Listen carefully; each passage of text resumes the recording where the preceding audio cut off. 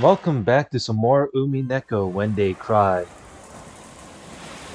So, where we last left off,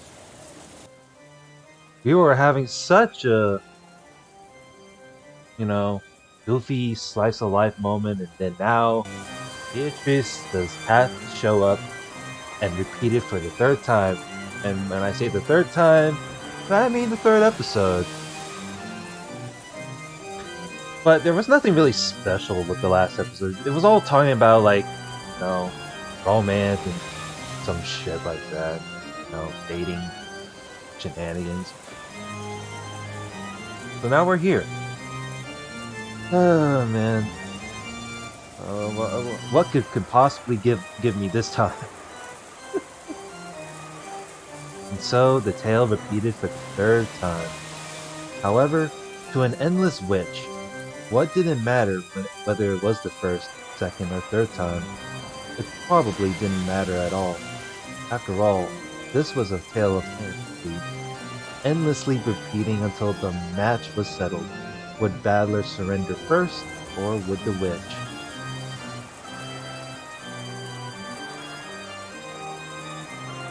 But now it's raining. Then the sky grew dark and cloudy, and the rain and wind were summoned together and became a typhoon. I mean, surely it's not just shitty weather, just scripted that way. And surely it's not scripted. No. Maria could be seen in the rose garden, paying no mind to the rain that had started falling, going around in circles, searching for that single rose that should have been marked.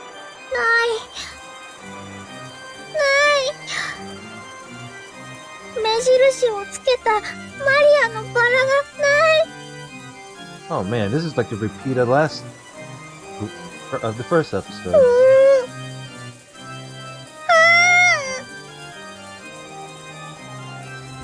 Maria definitely remembered it. That rose had been in the flower bed right here, and yet it wasn't anymore. Is there any, something going on in tips? No. Not in a grimoire. Okay, well.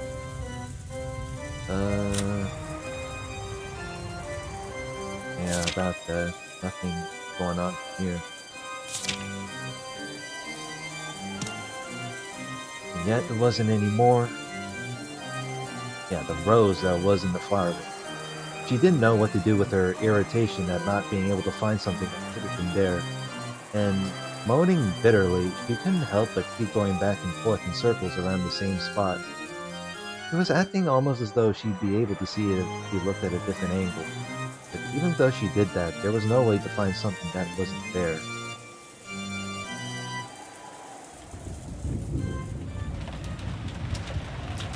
The wind grew increasingly strong, and the rain turned into cold, large drops. There was no way even Maria would fail to notice this. However, if she couldn't find her rose here, it would surely disappear forever. Oh, it did. How did this even happen? I mean, it's not like the weather's fault or anything. But is this fantasy? It's just a rose, like some made-up fantasy? Is this why? It would surely disappear forever? Maria believed that. That feeling spurred her on to keep searching for a rose that had no chance of finding. Just then, the cold drops of rain tormenting Maria were suddenly blocked.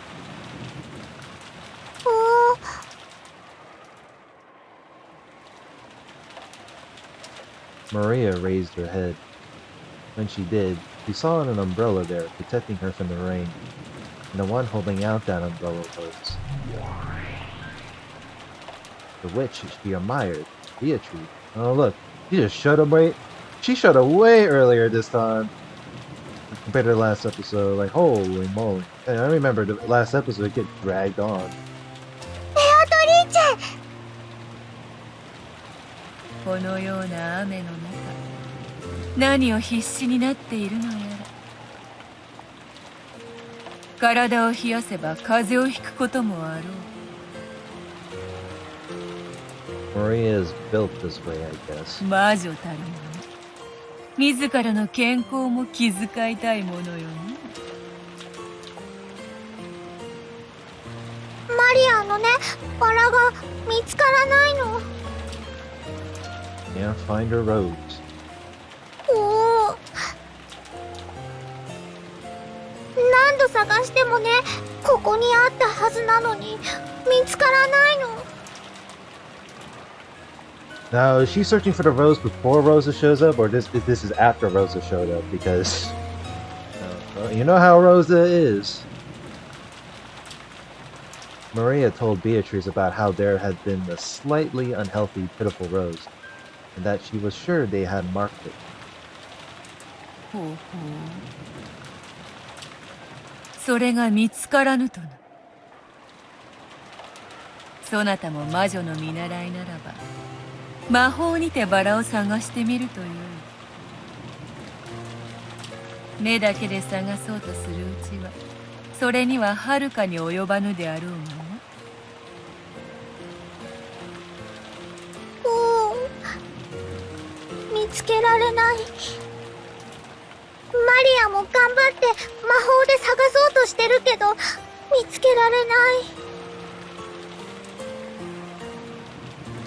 魔法の修行にはちょうど良いかとも思うが、この風雨はそなたには少しきつかろ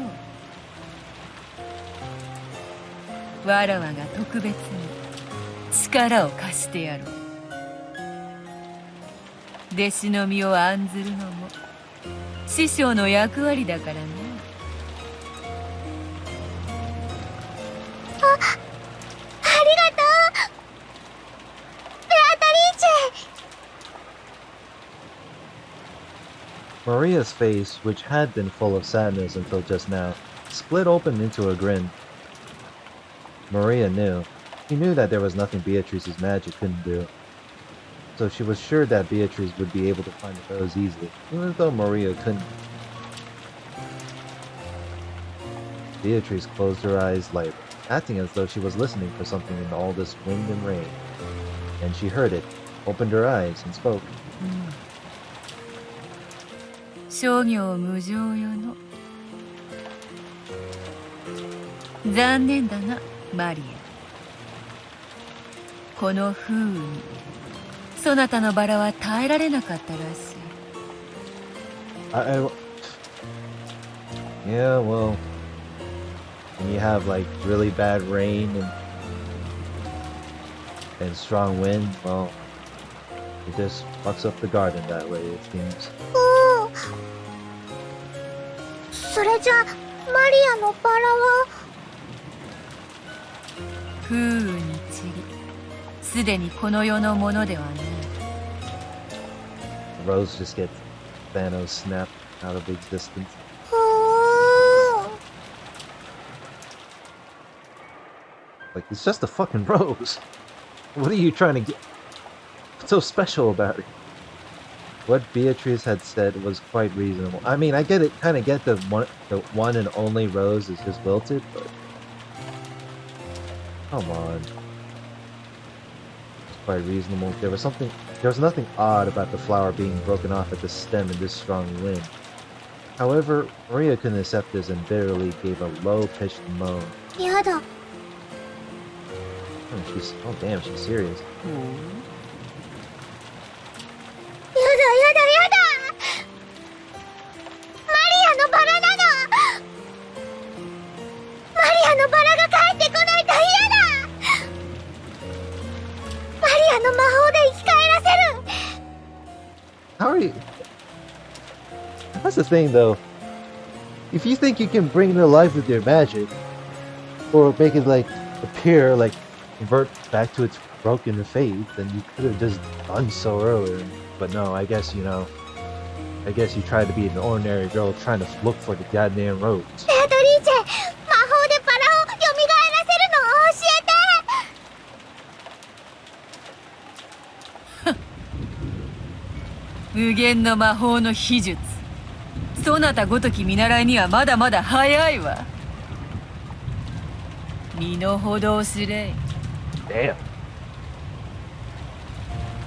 I thought Beatrice and Maria are on good terms. Like this, now this is kind of different right there. Beatrice just made a little girl cry. See? If you look at The last episode, Rosa made her cry so many times. So.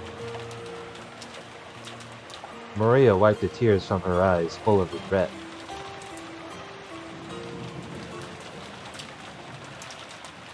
Beatrice shrugged her shoulders and chuckled at Maria's pitiable expression. よかろう。バラをよみがえらせる秘術。わらわが力を貸してやろうぞ。Oh, okay. Well, that was good. ではそなたの心の力を集中させるがいい。目を閉じ、雨を忘れ、風を忘れ、奉公するバラの魂を心の目で探すのだ。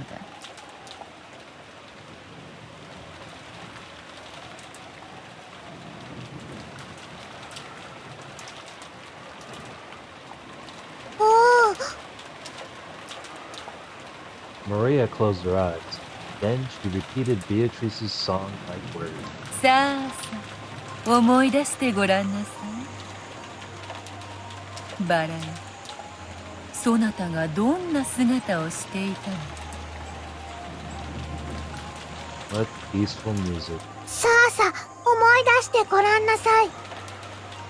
バラよ、そなたがどんな姿をしていたのか。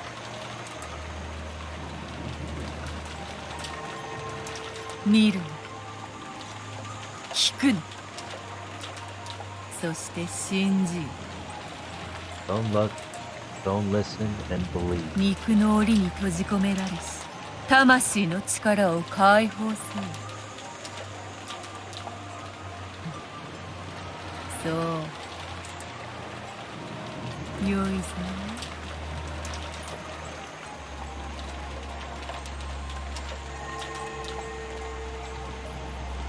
Around Maria, who was concentrating her power, her eyes tightly shut, small golden butterflies began to dance. Was this the manifestation of the magical power Maria held? さまよえしバラの魂、今一度集う。そしてその姿を思い出すがいい。さあさあ集えよ、思い出せよ。 The glitter of the gold butterflies began to strengthen, and their numbers increased. Then Beatrice raised her finger up to the skies. They began to gather at the tip of that finger.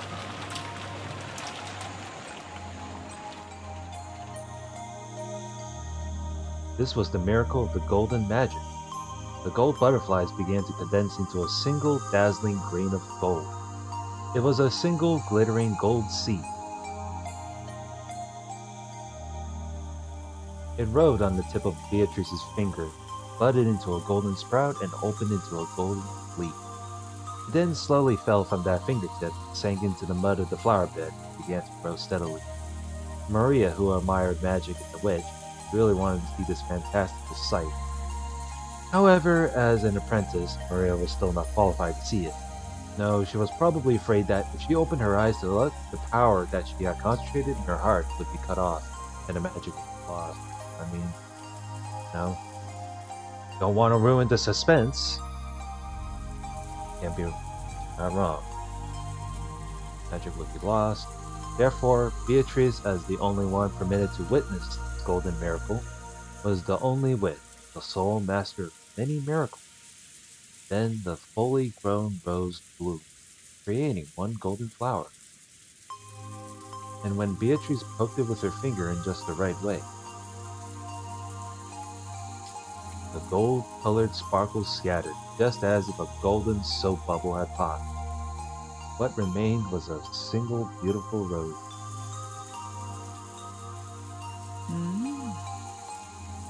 立派な花を思い出したようだな。だがこのままでは他のバラたちに混じってしまい、区別がつかなくなってしまうというものよ。もう一つサービスしておくか。Beatrice, for the sake of her cute apprentice who was moaning even more now in concentration, decided to use one more bit of magic.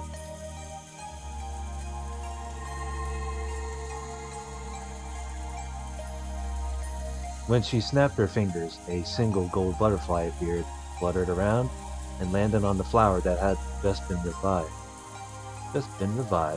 Then it suddenly burst open and disappeared, becoming golden lace marking the rose. これでよかろ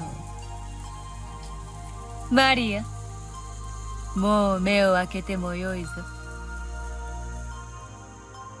おお、バラはどこ？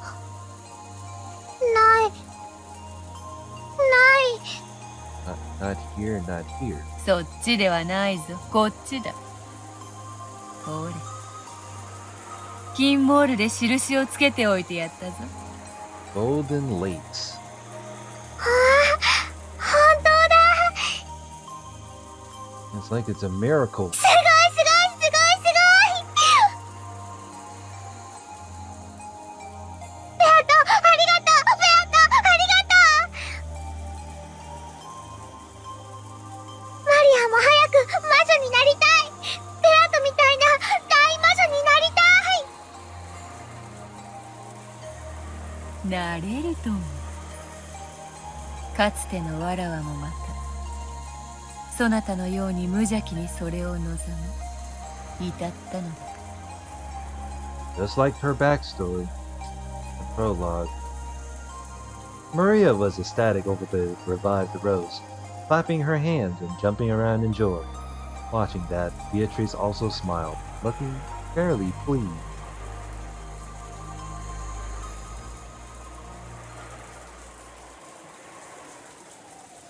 By now, I can break and repair any soul if I try, not just that of a rose, and kill and revive as it comes.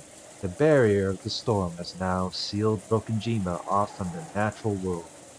Now is the time for the Golden Witch Beatrice to descend as an endless witch. Beatrice pulled from her pocket an envelope with the family crest, the one-winged eagle, and gave it to Maria. Maria frolicked around at being selected to be the witch's messenger. As always. さて金蔵、そなたの遊びに再び付き合いに来たぞ。わらわの準備はすでに万端よ。そなたの方はどうなのか。今宵のゲームにかけるコインの用意は十分であろうな。Yeah. You gotta gamble in a freaking game, huh? This is some... Kenzo is committed to some gotcha or something.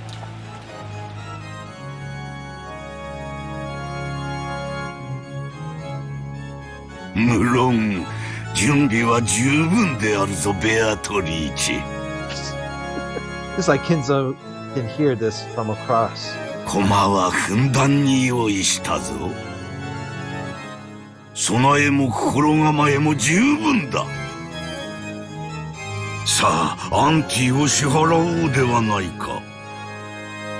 そなたに授けられ、最後にはそなたに全て返すべきものだ。さあ、受け取れい。 Kenzo flung the window of his study open wide, took off the valuable golden ring that had been on his finger, and threw it into the darkness with raging wind and rain. That ring was struck by lightning, and after twinkling gold for an instant disappeared. Kenzo watched it go, grinning broadly and fearlessly. 負ける気はせぬぞ。お前は私のものなのだ。永遠に。 I'm gonna put your ass in the cage this time. Let's see how this will go. Oh shit. This will be something.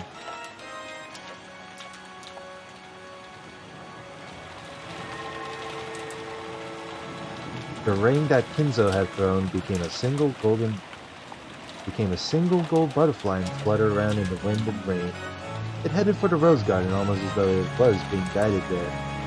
It then found the figure of the golden witch and fluttered down. When it came down right in front of Beatrice, it burst open and returned to its original form, flying through the air. The way it was going, you would have expected it to fall into a puddle, but it stopped suddenly in midair, almost as if some transparent person had caught it. Apparently, even Beatrice hadn't expected this. However, she realized who it was, and grinned broadly at it.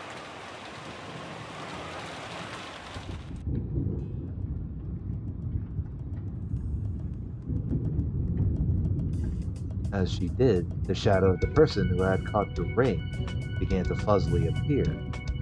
I wonder who did. Oh, what is this? What is this? Another head furniture that Beatrice owns? Or is this a butler that he got randomly hired? Fuzzily appear. It was the figure of a young man wearing a butler's uniform embroidered with the one-winged eagle crest. There was no man like this among the servants of the Ushiromiya family. Even so, Beatrice laughed as though it was someone she remembered fondly. 牢の上か。ずいぶん久しぶりになるな。わらわのことを覚えておったとは。そなたはつくづく忠義に熱い男よ。長いご無沙汰を頂戴しておりました。His voice sounded I feel like anytime I hear a voice like this, I'll be like, oh, this voice sounds familiar. この牢の上、お嬢様にお仕えしていることを忘れた日など、ただの一日もございませんよ。それよりも、お嬢様にこそ、私をお忘れになられたのではないかと、ヒヤヒヤしておりました。何しろ、お嬢様は、大層お忘れっぽくていらっしゃいますので。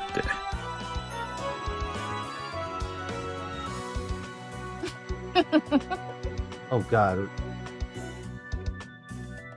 We're not even like halfway in and you're making that freaking face again. Oh wait, you do make that face in the prologue. I forgot. なるほど。確かにわらわは忘れやすいようだ。This witch always gets turned on. God damn. そなたの皮肉を聞くまで思い出せぬとはな。But his sarcasm makes you turned on? お嬢様、これを。With an exaggerated yet elegant gesture, he bowed respectfully and held out to Beatrice the head's ring that he just caught. 後宮金蔵より返還されました。後宮家当主の指輪でございます。Yeah, Kinzo just decided to yeet it out the window. 指輪は再び主のもとに。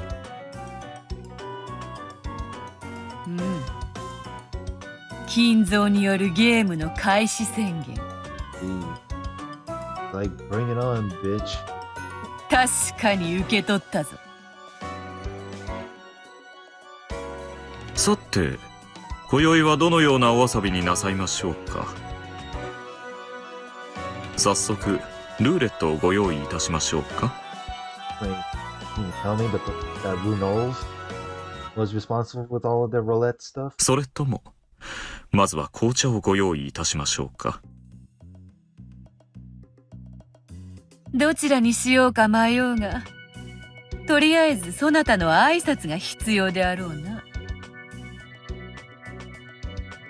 あやつめ、開いた口が塞がらぬというような顔をしているに違いないぞ。なあ、バトラー。Uh-oh. Ballers is, I bet Ballers is putting his ear in. Yep, I know. はじめまして。自己紹介をいたします。ベアトリーチェお嬢様のおそばにてお使いしております。ロノウエと申します。And there's a ding sound. So we got Runolf. Let's see. Runol, one of the 72 great demons, serves a master in exchange for various forms of compensation. Presently has a contract with Beatrice as butler, head furniture. So it was like Genji, but head servant, or with has multiple underlings trained in housekeeping, and he himself is extremely capable as a butler. Employing him has become a kind of status in the high society of witches. Furthermore, the cookies he bakes are superb, and the witches will often line up to demand them. Should possess enormous magic power, but as he always shows deference to his master, his power level is an unknown one. Unknown? Oh boy. OP. どうぞよろしくお願い申し上げますよ。Alright, we're back. A little bit of a interruption there. So we got to the part where we introduce a new character, and it is the head butler serving for Beatrice. I wonder how this will go. ほらな。開いた口が塞がらないという顔であろう。Mouth's hanging. Wow. Dude is shocked. I mean, I'd be shocked too. 当たり前だろ。またこんなわけのわかんないやつが出てきやがった。But don't you love meeting new people? ヤギ頭が盆踊りを始めるのかとぼやいたな。ヤギ頭がうようよ現れて。太もも姉ちゃんたちが7人も出てきて、その上、今度は羊まで出てきやがった。Seven ass Nissans? Oh, you talking about the seven of those, huh? Yeah, I figured. わけわかんねえよ。もういい加減にしやがれよ。Since when do you have a butler? Like, he just showed up on just now on this third episode. ところでバトラー。 Oh, wow. 気づいていたか？こやつとそなたの対面だが、これが本当の悪魔の証明であることを気づいたかな？ The true devil's proof? 悪魔の証明だと？ I didn't know about true devil's proof. Why are we putting true in there? どういう意味だよ。That's what I wanted to know. こやつはこう見えても72柱に名を連ねる生粋の悪魔でな。つまりわらわは悪魔を直接連れてきて、まさにその存在を証明してみせたわけだ。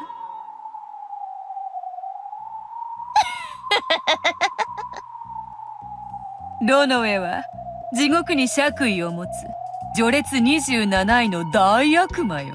The highest ranked great demon. なかなかに使える男でな。高級で召し上げてわらわの世話をさせておるのだ。ご紹介いただけまして光栄です。地獄の貴族に名を連ねど、今は卑しい人間の分際で悪魔も裸足で逃げ出すような大魔女であられるベアトリーチェ様の家具頭として使える身ですよ。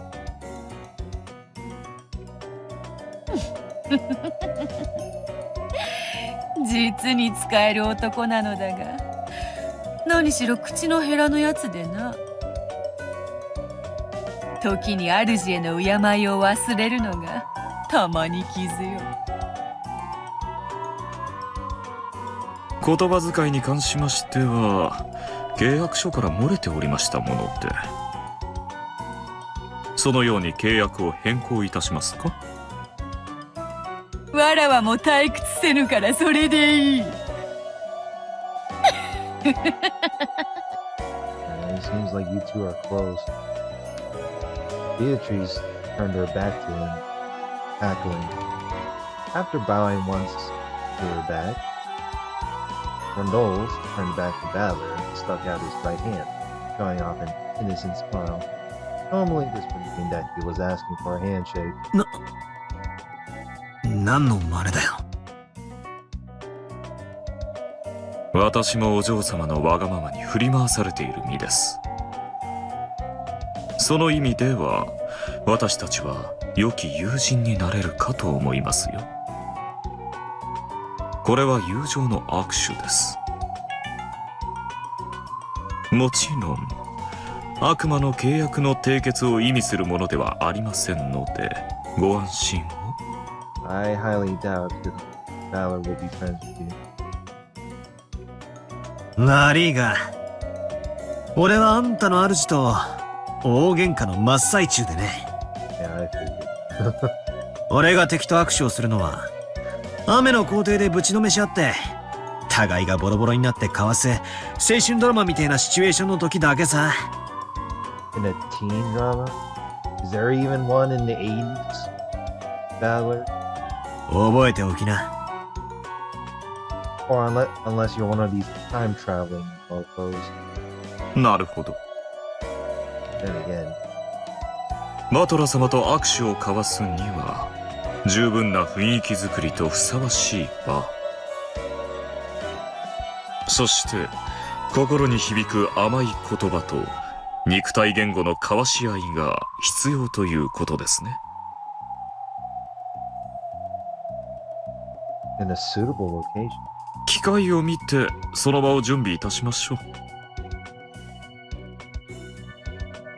う。私めもそういうシチュエーションは大好きでございますよ。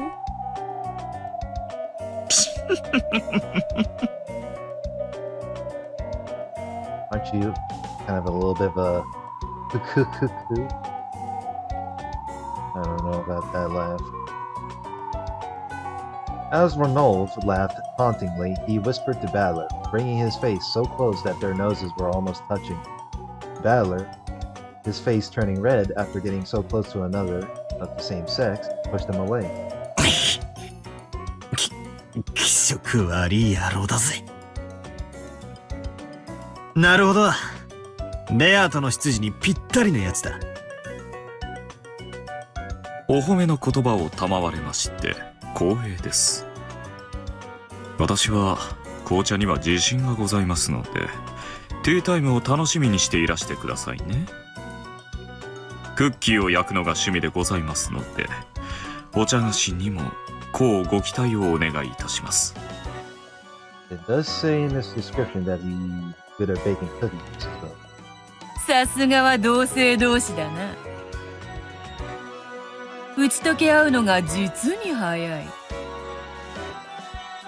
A man-on-man talk. 焼けるぞ。Oh, and I'm not jealous, huh? これはお嬢様に嫉妬させてしまい申し訳ございませんでした。お嬢様のお客人をこっそりつまみ食いなどいたしませんよ。それではこれより他の家具どもに再び家具頭に着任いたしましたことを挨拶してまいります。しばしの暇をお許しください。What are the subordinates you want to greet? 権限しているのは雑用のヤギどもと儀式役の七姉妹だけだ。挨拶も楽に終わろう。おや、あの賑やかな七姉妹たちですか。やんちゃ娘たちも少しはおしとやかに成長したでしょうか。Doubt. Even though they have different personalities, they're so bratty. Maybe Battler agrees. あれがおしとやかだってんなら、俺はおしとやかの定義を疑うぜ。Why the fuck? Oh my gosh. そうでございますか。七姉妹どもとはもうお遊びになられたようですね。I want to say okay. I guess Battler like getting ripped apart is considered quote unquote playing. その表情から察するに、どうやら相変わらずのやんちゃぶりのようだ。ベアトリーチェ様にお仕えするにふさわしい振る舞いをするようにといつも言っているのに、困った子たちだ。その意味でなら安心しろよ。実に主にぴったりなふさわしい振る舞いだぜ。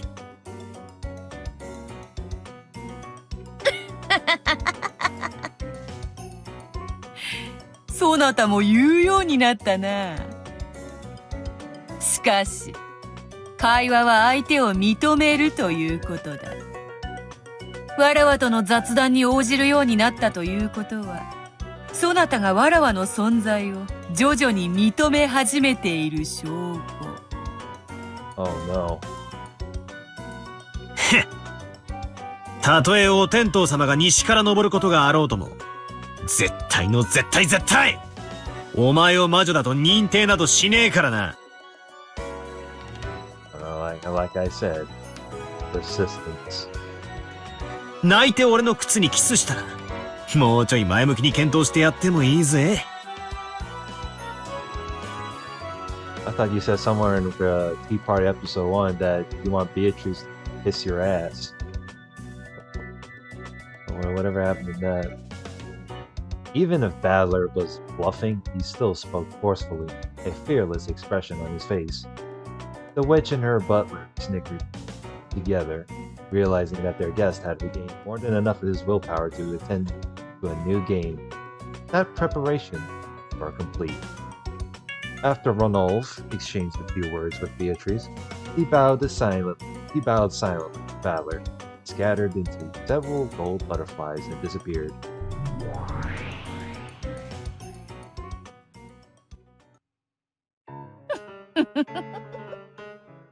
We're back to this track. 賑やかになるのは実に嬉しいことだ。この島にたった一人閉じ込められ、己の力を取り戻せず、誰に話しかけることもできなかった日々のなんと退屈だったことか。To have a chatter with あの気持ち悪い奴が、お前に似合いの執事だってことはよくわかった。だが教えろ。その執事が、なぜ今頃になって現れた？ Good question. 権限しているのは、ヤギと七食いの姉ちゃんたち。とかなんとか言ったな。どういう意味だ？ I mean, you probably just summon him because you want to make the game more interesting. うん。そなたは抗っておるが、わらわはれっきとした魔女だ。魔界に通じ、人ならざるあまたの存在と交流を持っておる。Several? Sounds like it's more than several. だろうな。お前の関係には、ろくな連中がいねえぜ。ヤギの化け物に太もも姉ちゃんに、そして今度は悪魔の執事と来たわけだ。まさかとは思うが、この調子でまだおかしな連中が増えるってんじゃねえだろうな。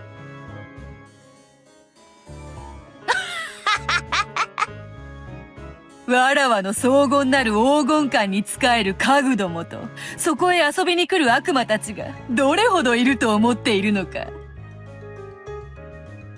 まだまだ訪れるぞ。いくらでも現れるぞ。黄金鏡の扉を開き、すべての家具たちを呼び戻し、わらわはこの六軒島に新たなる城を建てるのだ。I'm apparently getting arrested for committing some witchcraft.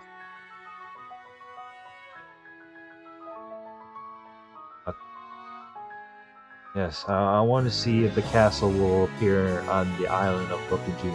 そして懐かしき友人たちすべてを招き、三日三晩を飲み明かし、踊り明かしてやるつもりよ。3 days and 3 nights. So it was like a 4-day vacation. 無論金蔵の一族たちも招くつもりでいるぞ。I don't. It's creepy. 望めばそなたもな。It's like, I know you want it. See? Oh boy. つまりこういうことか。お前は長いこと力を失っていたため、そいつらを呼び出せなかったと。それで、徐々に魔力が回復してきたため、次々化け物を呼び出せるようになったと。そう言いたいわけか。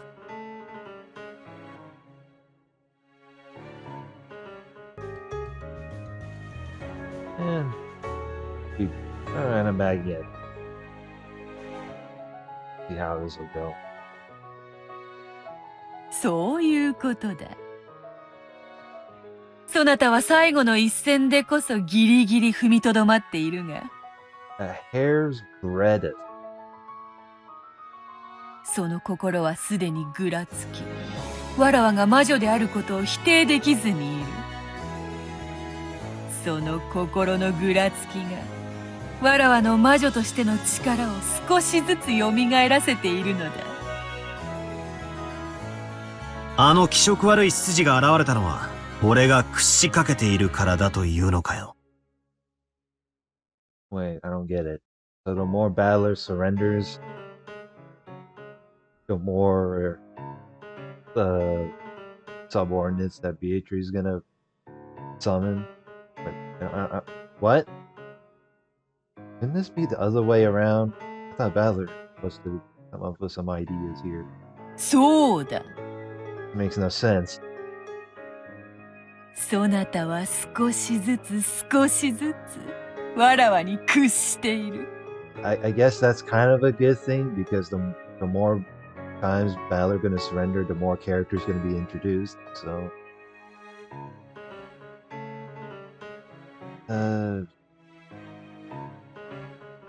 the win-lose type of thing. I don't know how you can say this in words.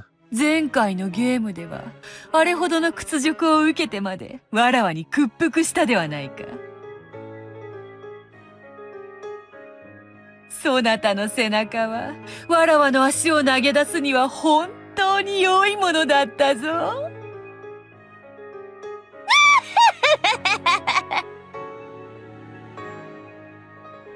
Her face is like press X to doubt. 畜生。俺は、お前を認めさえしなければ、現状は維持できると思っていた。だがそれは、どうやら誤解だったらしいな。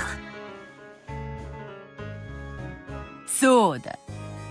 そなたが屈服に近づけば近づくほど、ゲームはわらわに有利に傾いていく。チェスだってそうであろう。互いのキングを詰め合う過程で、わらわたちは様々な駒を取り合っている。確かにわらわは、未だそなたのキングを追い詰めてはおらぬ。I mean, I guess. Well, he sure is good at stalling things out. しかしそなたは、キングを逃すのに精一杯で、いくつもの大駒を失い、莫大なアドバンテージを失っておるわ。Oh no. 後の展開がわらわに有利に傾くのは当然のことよ。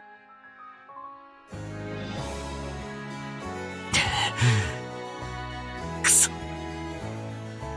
Damn is right. Like, we're not even like close. We're not even like a quarter of a way in. We just roasted him.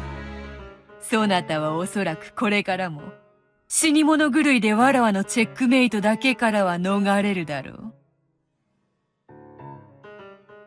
う。だが、その間にもわらわはそなたの大駒を次々に奪っていく。やがてはキング以外のすべてを失い、どのような形でも逃れることの叶わぬ本当のチェックメイトを受けることになろう。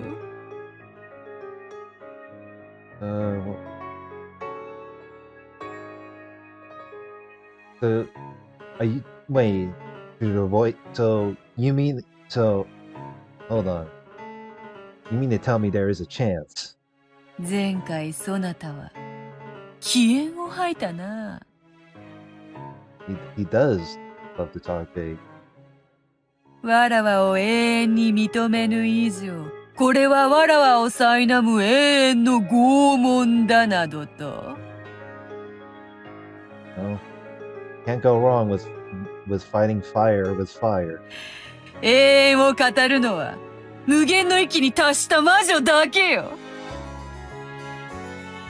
そなたにその資格など初めからないわ。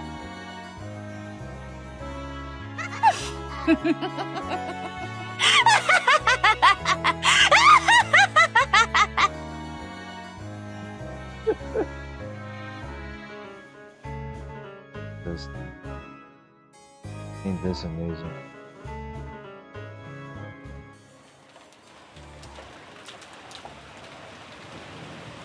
Oh man.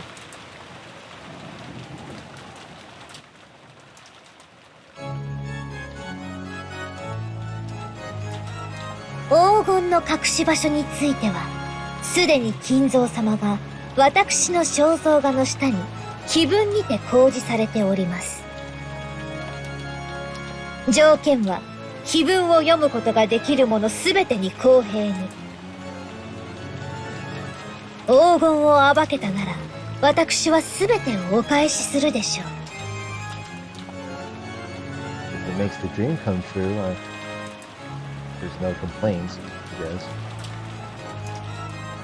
それではどうか今宵を、金蔵様との知恵比べにて、存分にお楽しみくださいませ。今宵が知的かつ優雅な夜になるよう、心よりお祈りいたしております。黄金のベアトリーチェ。And that concludes the message.